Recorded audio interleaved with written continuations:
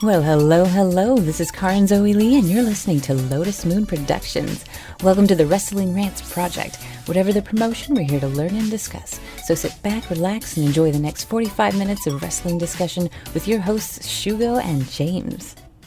Welcome back to the Wrestling Rants Project. Today we're going to be focusing our discussion on AEW and its exciting episode this week. There's so much to talk about with the new partnership between New Japan Pro Wrestling and AEW. The company has now been working with three major wrestling promotions such as NWA, Impact, and now New Japan, and the winners in this situation are nothing but the fans.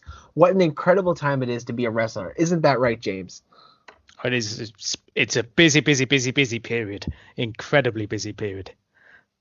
For sure. And I mean, before we get into AEW too, like a shout out to WWE for putting on one hell of a fun Royal Rumble this year. Two deserving winners, in my opinion. Bianca Belair for the women's and Edge for the men's. I mean, Edge winning the Royal Rumble, a man who retired a decade ago, came back from major neck surgery, won the Royal Rumble, lost the championship that he had to relinquish.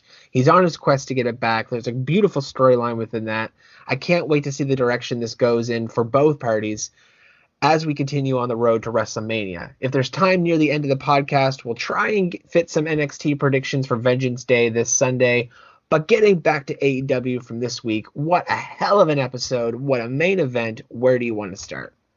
Well, I was going to see how you were, Cody, but we're going straight into the meat of the show. So yeah, Dynamite.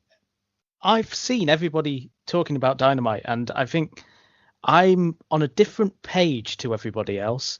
I enjoyed it, however, I wasn't as hot as everybody else. So during this episode, I'm hoping that you will turn me on to this episode more. There's stuff I enjoyed, but I had a few issues as well. Well, I can first tell you that I'm doing pretty good today, and I totally skipped asking you how you were, so my apologies. How are you doing today, James? Well, it's really cold over here in England right now, and it's really slippy, and I fell on my ass, and my hole. Great. My hole, Cody. That's all I can say. Oh, poor Nia Jax. I gotta tell you, the memes that are coming out against her right now, she will never let that. The internet is such a cruel place. It's why I was slightly disappointed you didn't ask me how I was. I'm sorry. I was like, I've got this bit. I'm gonna crowbar it in. Here we go. It's pretty cold in Canada too. Last night we went down to minus 17, so it's February in Canada. It always gets cold around this time of year. We've got a tropical -1, so there you go. There we go. Anyway, enough weather talk. Nobody's here for the weather. So Dynamite. I mean, where to start? Where shall we start? I mean, one of the big stories, I think, Sammy Guevara. Yes. Leaving the Inner Circle. Yes. Now this was a very interesting segment, and Simon Miller touched upon this on Ups and Downs, and a shout out to him. Go check him out on Wall Culture. Ups and Downs is incredible. It's good for casual fans. It's good for long-term wrestling fans. If you missed anything about Dynamite, Raw, SmackDown, Impact Wrestling, doesn't matter. He catches you up on a really great positive experience. So definitely shout out to him. But getting back to the Inner Circle, I thought the same thing last night when I was watching. My partner and I both did. And Jericho has admitted that he watches the show. Mm. And MJF, tried to throw in the towel that one time, and Jericho didn't take that. He was like, Max, I watched the show. I know you didn't do that, right? And then we have Sammy Guevara saying, keep the camera crew in. Now, the second MJF took his phone out of his pocket, I was like, he's recording. I knew it. I was like, he is recording this. But Sammy was already recording the event. So it didn't matter, even if he recorded it and edited the audio footage, Sammy was on camera and he kept the camera crew in there. And eventually Jericho's going to watch that back and understand it. Mm-hmm. Now, the rumors around the wrestling vine, should we say, are that Sammy and MJF might be in cahoots. But regardless of where this goes, Sammy quitting the Inner Circle and saying, if this happens again with MJF, I'm done. And he was right. And Jericho looked heartbroken almost. So And MJF is like, for no reason throughout the entire show. I think the storyline of where things are going with the Inner Circle right now is fantastic. And just to touch upon this as well, the Young Bucks last night got kind of manipulated into defending their titles next week against Santana and Ortiz from the Good Brothers. And there's a lot of turmoil right now between those two tag teams. So I was thinking last night, I don't think this will happen. I think the match at Revolution will be still the Young Bucks versus Chris Jericho and MJF. However, there is a very good window of opportunity here to have Santana and Ortiz take the titles off of the Young Bucks.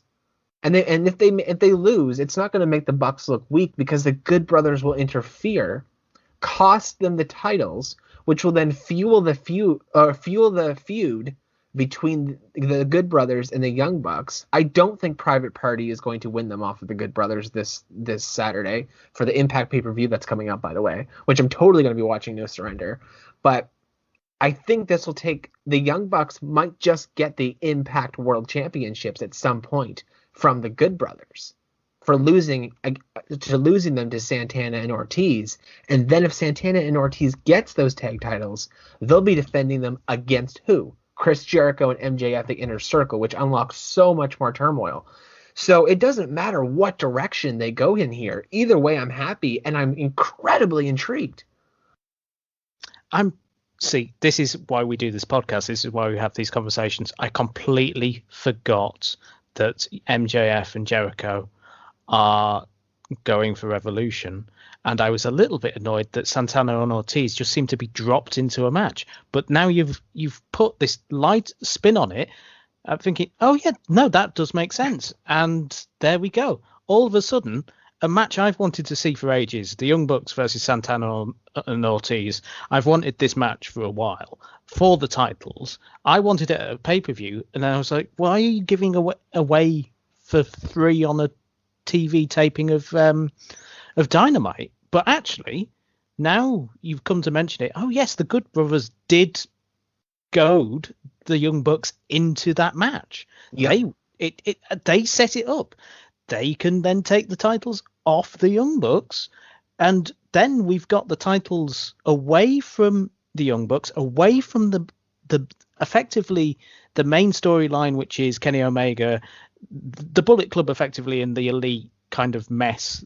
I don't know how to describe that main event scene, and we can have the Inner Circle battle become more entangled. What I did notice last night was the commentary team were dropping a lot of hints that we might see the titles around the Inner Circle, and I thought, well, this is what the Inner Circle was initially established as. Chris Jericho was Le Champion, and he wanted a gang, and he promised them winnings and everything else, and it never really materialized as that. Santana and Ortiz seemed to drop away from the tag team scene during that period.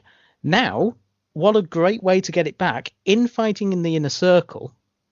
And I'm similar opinion. Sammy Guevara and MJF, I feel Sammy Guevara hesitating on the ramp, looking at the left for the heels, looking at the right for the baby faces, and choosing to go down the babyface tunnel. They know that we know that that's how it works, but they also did that with Hangman a few weeks ago after the snub to Dark Order. He went down the heel one, but he's been coming out the face side still. So it's not necessarily a face turn for Sammy Guevara. It could be. I mean, he's got some amazing moves, and I think he'd be great as a face. But to be honest, I feel that he's out the Inner Circle, but he may be in, I don't know, some wolf pack, or I don't know, 4 horsemen that MJF starts establishing. Who knows? But there's a massive runway of potential storylines coming out of this, and I'm pleased that you mentioned that about the Good Brothers, because I clocked that they did that, but I felt a little bit like, oh no, you can't just randomly make World Championship opportunities, World Championship matches, but goading the Young Bucks into that is a good story beat. This is one, I feel like this episode was more one of those that in a few weeks you come to appreciate more. I think at the time I was a bit more, oh, come on. It feels like we're just setting up everything. But now I'm starting to feel like, hold on, this is one of those episodes where we can go back and go, oh, yes, this is what this was. This is what that was. So exactly. A good start already, Cody. You're starting to warm me up.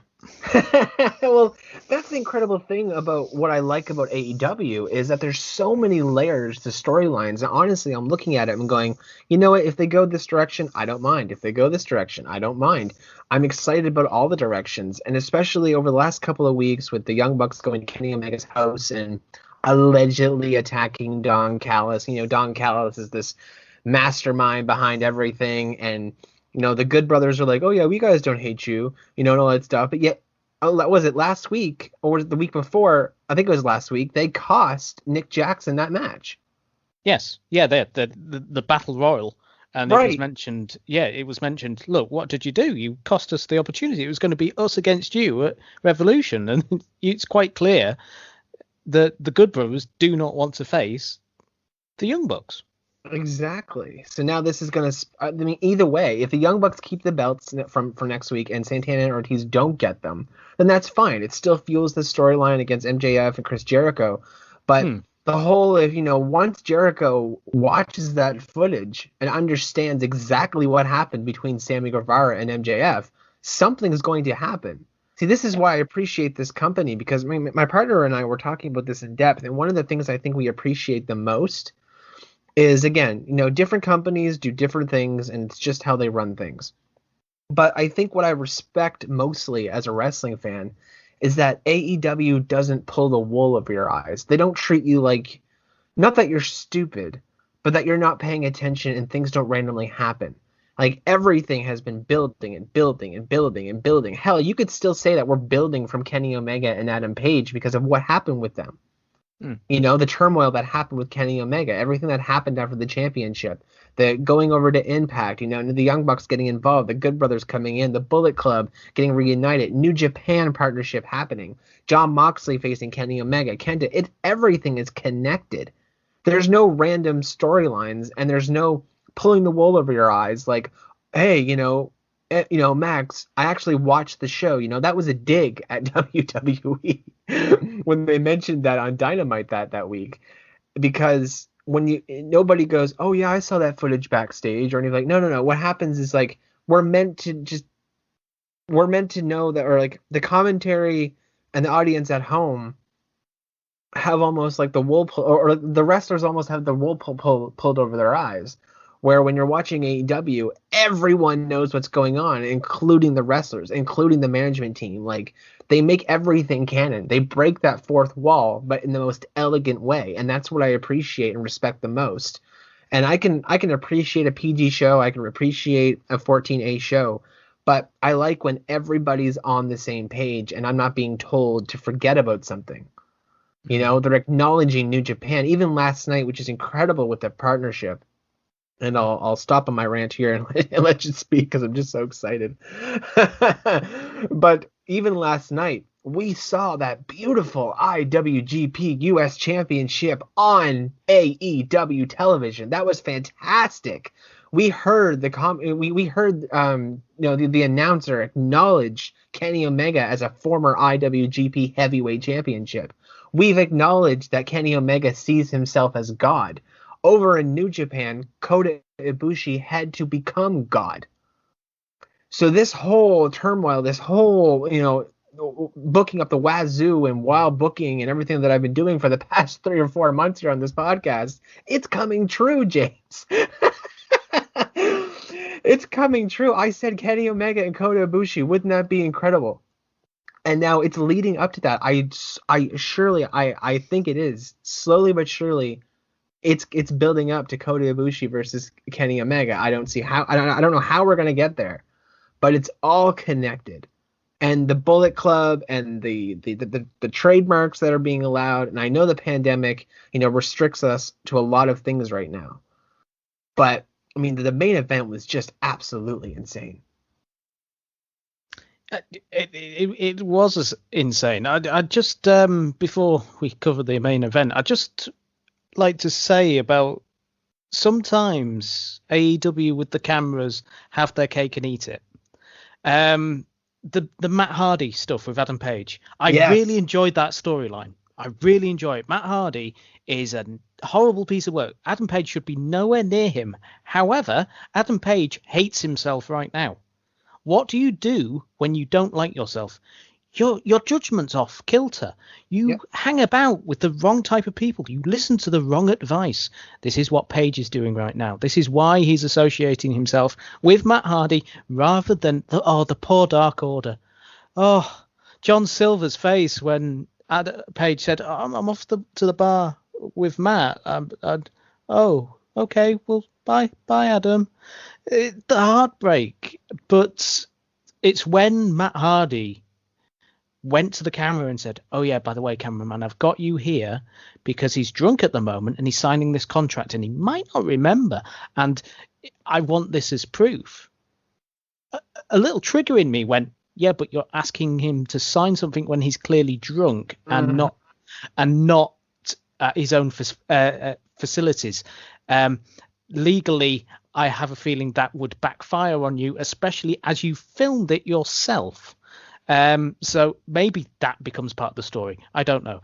But it just triggered me a little bit. I was like, no, that's a little bit too nudge, nudge, wink, wink. Do you remember the other company? Can I just go on there for a second there, though? Did you notice that Adam Page switched out the contract? No, I didn't. Yeah, first of all, I thought the exact same thing as you did. I was like, Matt Hardy's making him sign something when he's drunk. In a court of law, that wouldn't hold up. You can't sign something when you're under the influence. We both established that, right? But within the storyline, though, Adam Page switched the contract. And that's why he said, Matt Hardy, make sure you sign here. Oh, yeah, of course I'll sign here. Adam Page tricked. Yeah. Right. Let's see. This is Cody. You've clearly paid. I'm sacking myself before you sack me. I've clearly not paid enough attention to this episode. And with the Dark Order as well, when they were so sad, I'm not sure if you've been keeping up with BTE, but to anybody who hasn't, you got to watch BTE. The Valentine's Day episode. Yeah, but even then before then, Anna straight up told Adam Page walked into the Dark Order. And Anna was like, no, I don't want you anywhere near these people anymore. You hurt them. Don't you dare ever come back. And I believe it was 5 that noticed this. And Anna told 5 to shut the hell up about it. Yep. And so this is interesting, Anna of all people. Now, first of all, I have to shout this out. The chemistry between John Silver and Anna, it just kills me. Just kills me. Absolutely kills me between those two. Anna. Like, oh my god, the crap that goes on between those two is hilarious. BTE is absolutely ridiculous in the best of ways. But yeah, Adam Page switched out the contract, and Matt thought he was signing Adam Page to something, but in reality, we don't know what Matt Hardy got or Matt Hardy signed for Adam Page. So did that happen whilst Matt was at the camera? Yeah. I was looking at Matt. Yeah. So when Matt was looking at the camera behind him, you saw Adam Page switch it out. You know what? Sometimes this company's too clever for me. That's because you're stuck. See, this is what I mean. There's so many layers to everything. There's Easter eggs. Like, I'm probably going to look at a wrestling episode from 4 weeks ago and go, oh, I missed that. Oh, yeah, right. They did say that, Before we started recording, dear listener, I said I might need to just go and watch this episode again. Now I feel like I definitely do need to go and watch this episode again. Okay.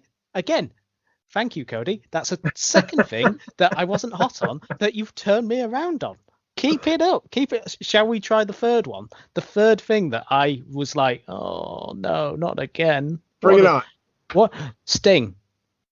All right. This one, I'll do my best. This is a tough one. So, dear listener, Sting, the past few weeks, has just been coming out and chatting to Tony Schiavone. This week, to change it up a bit, he was interrupted by Taz whilst he tried to speak to Tony Schiavone. And then he rushed off. He rushed off, Cody, so fast to go and save his friend Darby Allin, who was in a body bag behind the car that Team Taz were in. He was so fast that he must have got there really quickly. In other words, he basically just walked out. He didn't run. Yeah, I was like, oh, this again. And also, I felt like later on in the episode, they ruined the Jeopardy because last week we had FTR capture Marco Stunt, and apparently he's all right now. He's safe because we got it in an interview with Jungle Boy. So hopefully next week we find out something's happened to Darby Allin. That's all I'm hoping. But yeah, come on, Cody, turn me around on this one. All right, I'll do my best. So as you know, and you and I both have discussed this, and the internet has discussed this, the last pretty much 2 months, the segments between Darby and Ali, or Darby Allin and Sting have grown a little stale. No disparagement to both people. I love Sting, love Darby Allin, but it seems to be the same thing every single week. They come out, they get interrupted. They come out, they get interrupted. They come out, they get interrupted. We're finally going to learn why Sting is in AEW. He gets interrupted. And then we're finally going to learn why Sting is in AEW. He gets interrupted. And it's the same thing from Taz. Taz is pretty much spitting out the same lines he's been spitting out for the past 8 weeks. One of the greatest talkers in the world. Yeah, so taking that, let's put that to the side for just a second. Okay. So first of all, I want to shout out the opening match to Dynamite. Joey Janela, Darby Allin. The road to Dynamite this week really explained some things about Joey Janela, Darby Allin. I wish they had showed more of that promo on the show. Yes. But Janela, Darby Allin, fantastic opener to the show. It was more technical than anything, but it was a good opening back and forth TV title match between those two guys. And at a pay-per-view, I think they could tear the house down given the opportunity once again. So I was perfectly happy with that. It was different. It wasn't Darby and Sting. It was just Darby defending his TNT Championship. He won clean. He showed that he can defend it. That was a good opener to me. That's a plus on my side. Now getting to Sting. Now, Sting coming out at the beginning of the show when we learned that Sting was going to be interviewed by Tony Schiavone, I looked right at my partner and I said, this is what's going to happen. Either Taz is going to interrupt Darby Allin and Joey Janela, or Taz is going to interrupt Sting later on in the evening. Well, lo and behold, Taz interrupted Sting.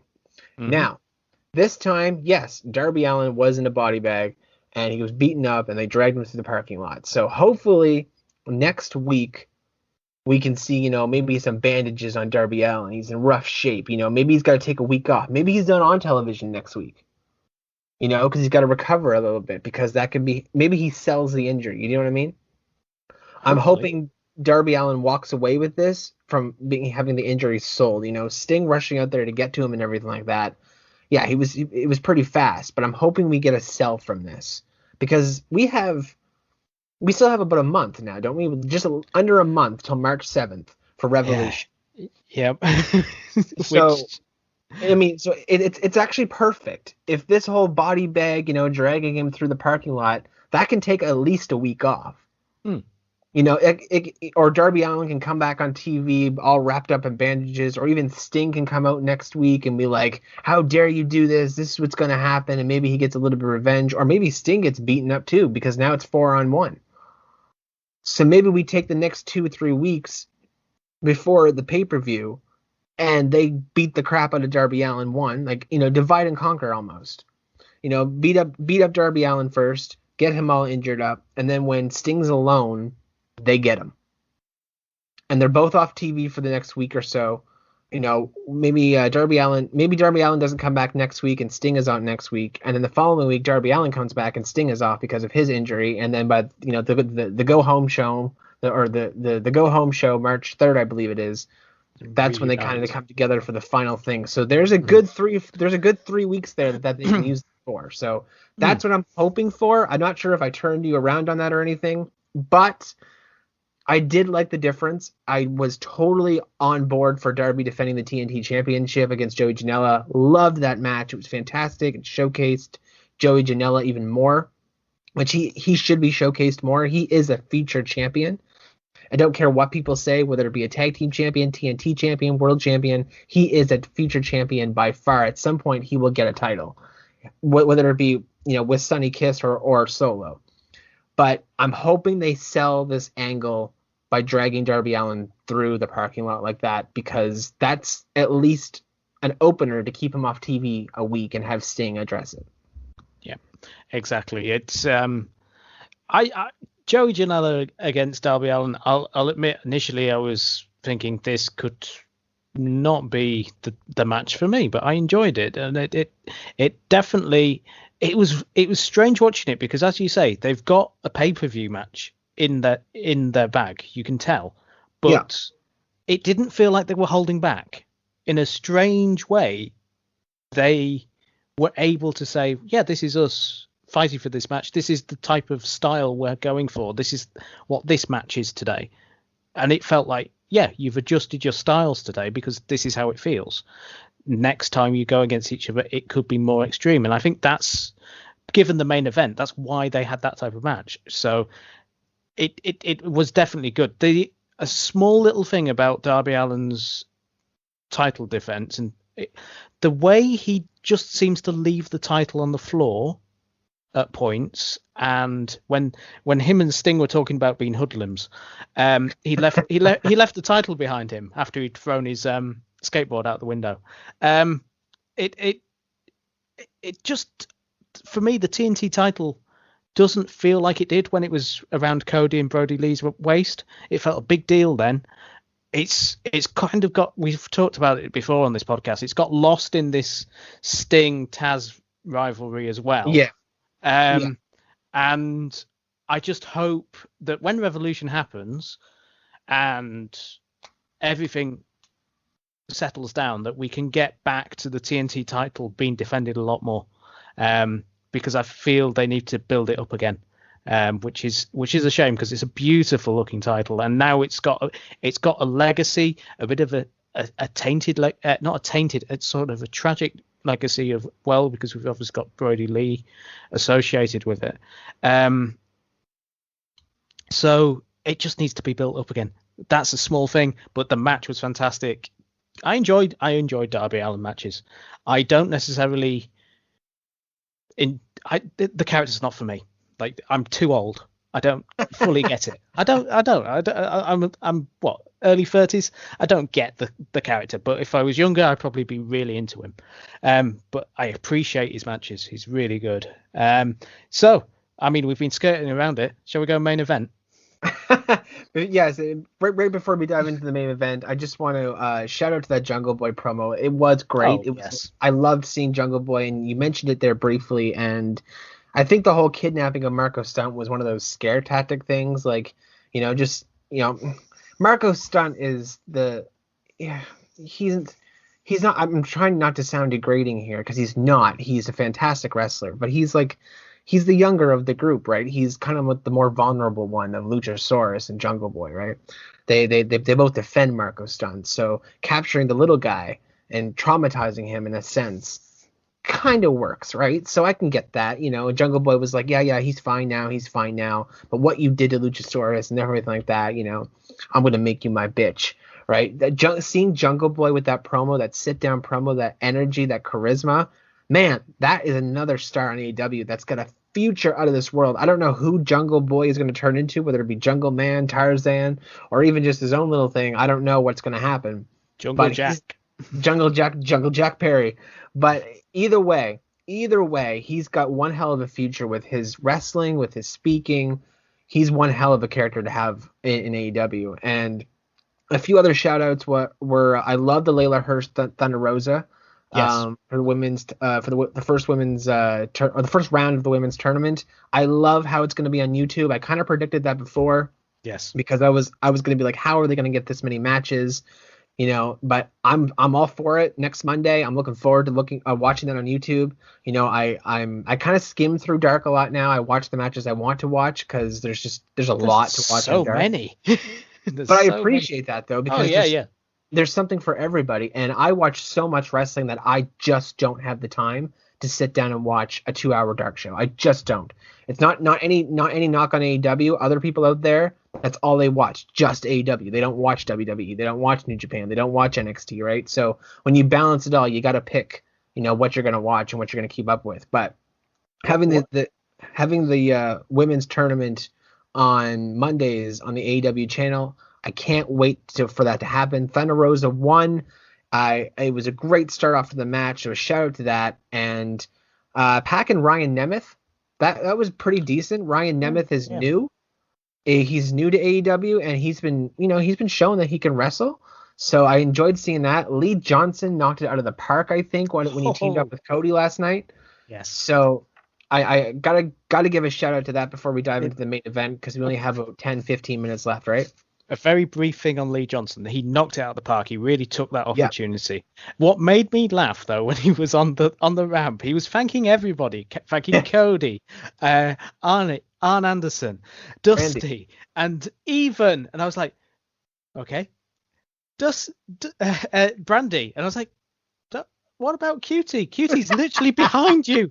Cutie Marshall is there. You've missed him out, the poor guy. He's had all this trauma with the bunny, and now he's been forgotten about in the Nightmare Factory. What would be beautiful about that, though, is if they turn that into a feud. You know what? It's that type of company. They made it. Maybe it was deliberate. It could have honestly been two things. It could have been one, like we had Matt Sydal, where Matt Sydal did legit slip when he first made his debut. No. Michael Nakazawa. Yeah, exactly. But they made a beautiful cover. They covered it so well with Michael Nakazawa and his lotion. It made perfect sense too. I loved how I was like, oh my god, they wrapped that up beautiful. They fixed that hole. Like it was a plot hole, and they were like, we're gonna fix that. So in the excitement of Lee Johnson last night, he could easily have just forgotten about mentioning QT Marshall. Yes, exactly. I don't blame him. It just made me laugh. Yeah, totally. It was funny. But now QT Marshall breaking up with the bunny, he could have that insecurity, and that could start a little feud. Yeah. So that's a good way of saving that thing or making something out of it. And it makes Lee Johnson look good, because one of the guys he will have wrestled with quite a lot is QT Marshall. Yeah. So they'll have some good moves in them. So yeah. Yeah. I'm definitely looking forward to seeing more of Lee Johnson, and that was the whole point. AEW showcased Lee Johnson, and now the audience, well, at least me and you, are looking forward to seeing more of him. And one final shout out before we dive into the main event is the Orange Cassidy, Chucky T, Miro, and Kip Sabian. The wedding was a little lackluster for me, but I'm just wrestling, mostly WWE. Wrestling weddings are just, I've seen so many. Yeah. And when you've watched the product for 25 plus years, you're done. You know when something's going to happen. And, it's just, and maybe it's the fact that Miro was part of a wedding just last year as well. So, it's two weddings for Miro to be involved in. But, either way, Cassidy, Chucky T, I liked how they're back together now. Chucky T was like, no, I'm done being Charles. I agreed to do this thing, but now, I'm breaking from it. I'm screwing it. I'm not going to bash Orange Cassidy. He's my best friend. This isn't happening. So it's cute. It's a cute feud. And I don't mean that in a degrading way. I mean that I think it's cute. I like it. So let's get to the main event. It was, like I said earlier on, it was absolutely insane. KENTA, Kenny Omega, Jon Moxley, and Lance Archer all came off as megastars. The status of those men is huge right now. KENTA has built himself right back up from when he was Hideo Itami over in NXT. He's built himself back up with the Bullet Club. He's the IWGP US number one contender.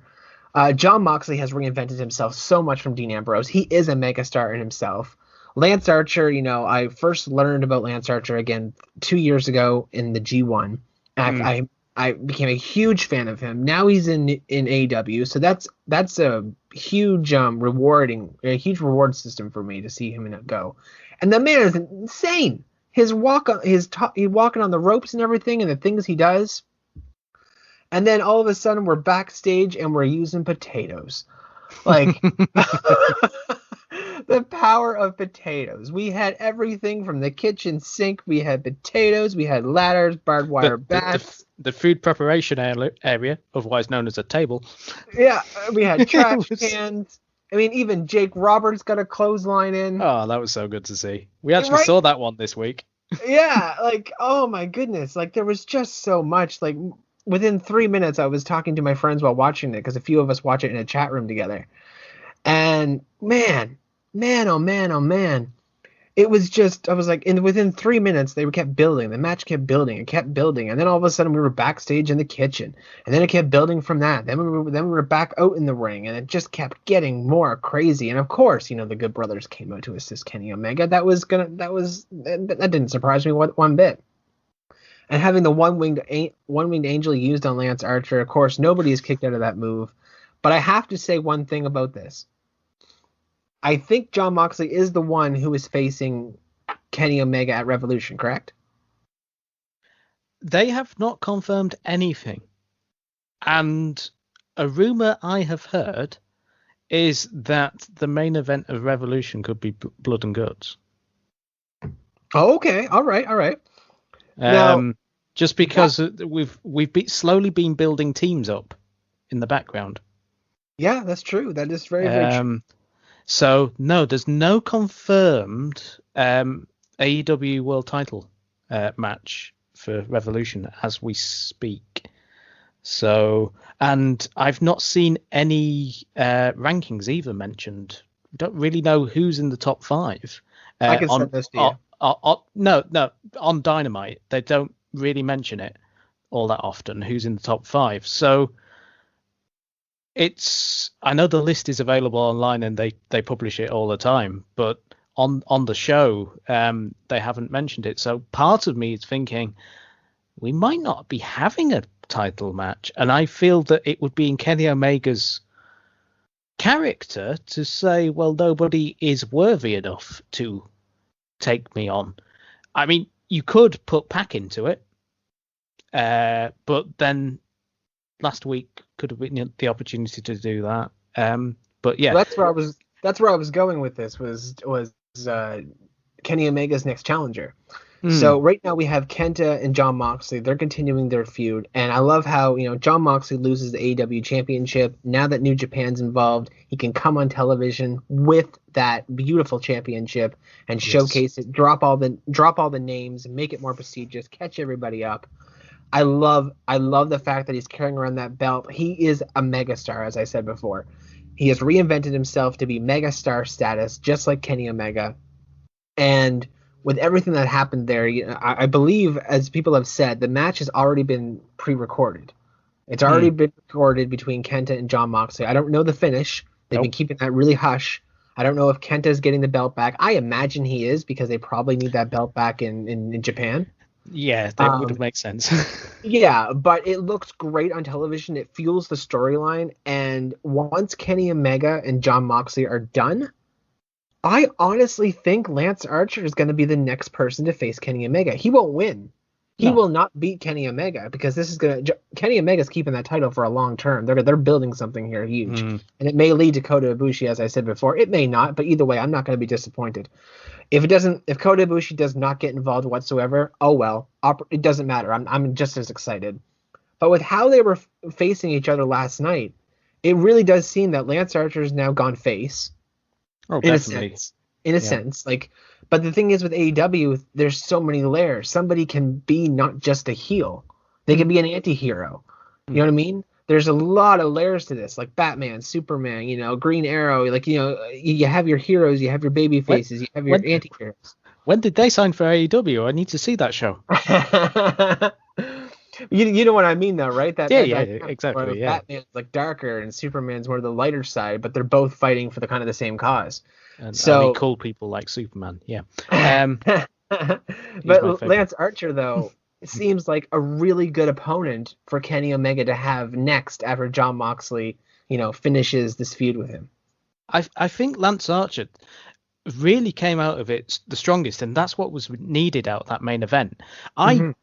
I love, like, Lance Archer's beginning of his entrance with the countdown always gets me excited. It doesn't matter. I kind of get annoyed when people talk over it because it's the countdown and then everybody dies.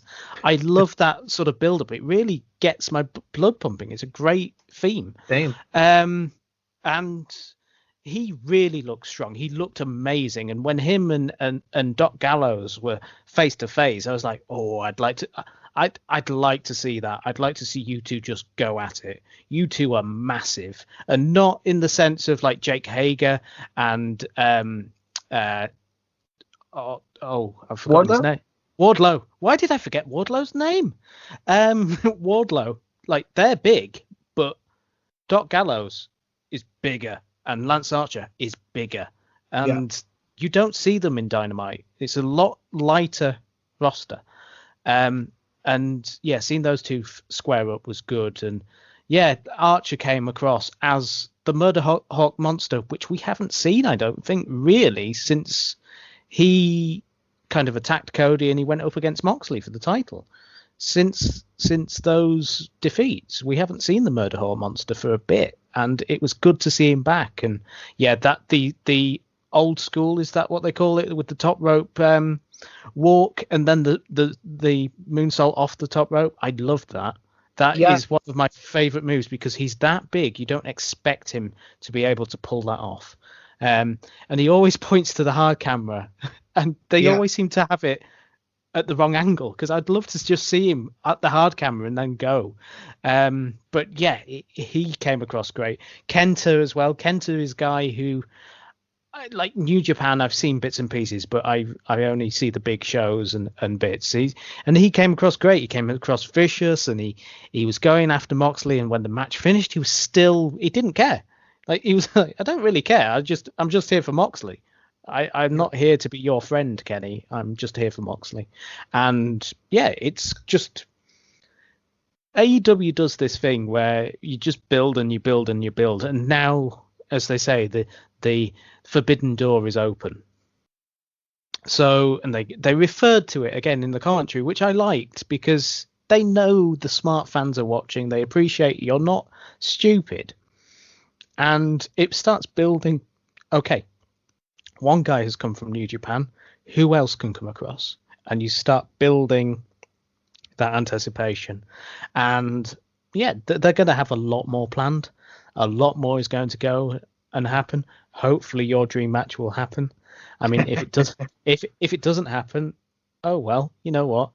It's a thing that happened in your head, you know. But that's what the kind of thing you want from wrestling. You want to be able to book these dream scenarios, and that's why we enjoy it. We want to care, and it shows we're invested when we're booking all these possible decisions and possible outcomes, and that's the thing. I wasn't super hot, as I admit. I wasn't super hot on last night's episode of AEW Dynamite. Speaking to you, Cody, tonight, I'm hotter than I was. You know, I've got all hot under the collar. And, oh my! oh my! And like, it's, as I said before, Dynamite has these episodes where you come out of it going, oh, that wasn't what I was expecting. You sit down, you talk about it, you chat with friends, you have a podcast. You know, everybody should listen to a podcast, preferably this one, and listen and talk. And then all of a sudden you go, hold on a second, I missed that, I missed this. There's so many layers, and the majority of the time they knock it out the park. They set things up. They don't do things accidentally in this company. Apart from possibly forgetting Keith T. Marshall's name, but that might lead into something. And with AEW, we trust the process, because we've had we're getting on for 15 months of this now as a show, a weekly show. You know, it's built up the trust, because there are rough patches. There are rough patches with any show.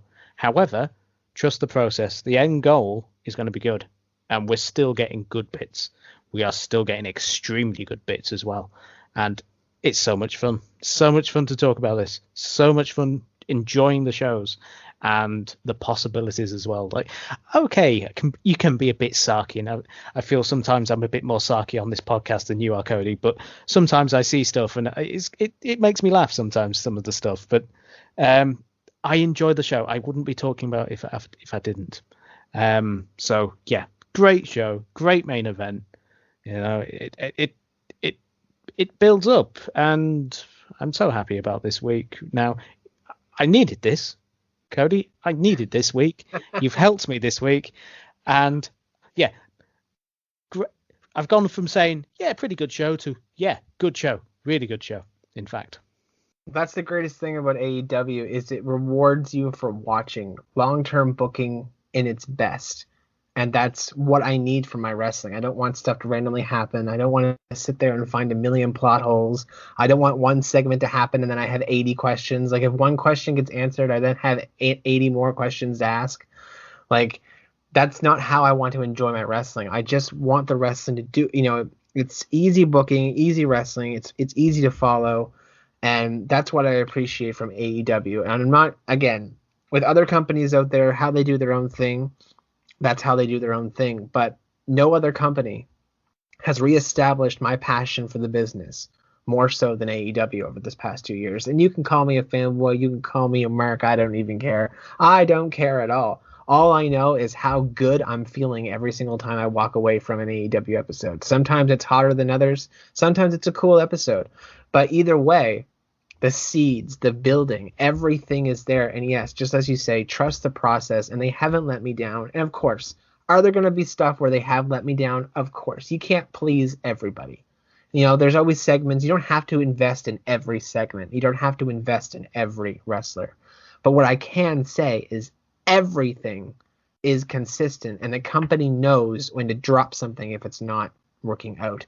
But with that, we've run out of time. We will wrap things up. Thanks, man, for coming back on the podcast today. I had a blast talking about AEW Dynamite. I have a blast every time we talk wrestling. It doesn't matter if it's WWE, AEW, New Japan, Impact, other wrestling shows. It's always fun. It is. And I mean, everybody out there, be sure to check out this Saturday, Impact Wrestling, No Surrender. It's Private Party from AEW facing the Good Brothers for the Impact Championships. Will they get it? Will they don't? I don't know, but I don't think they will, but we'll see. And then NXT TakeOver Vengeance Day, which we did not do the predictions for, but I'm sure that'll be a banger as well because takeovers never disappoint. So with that, thanks to everyone who continues to listen to the podcast. If you want to hear your voice on here, simply send me a PM on any of my social media. James and I would love to talk to you. You can find all of our socials at SoundCloud under Lotus Moon Productions, Facebook under Lotus Moon Productions, Twitter under Lotus Moon Prod, Lotus M Productions on Instagram for the independent music side of things, and you can search us on YouTube under Lotus Moon Productions. With that, this has been LMP Wrestling, and we are signing off.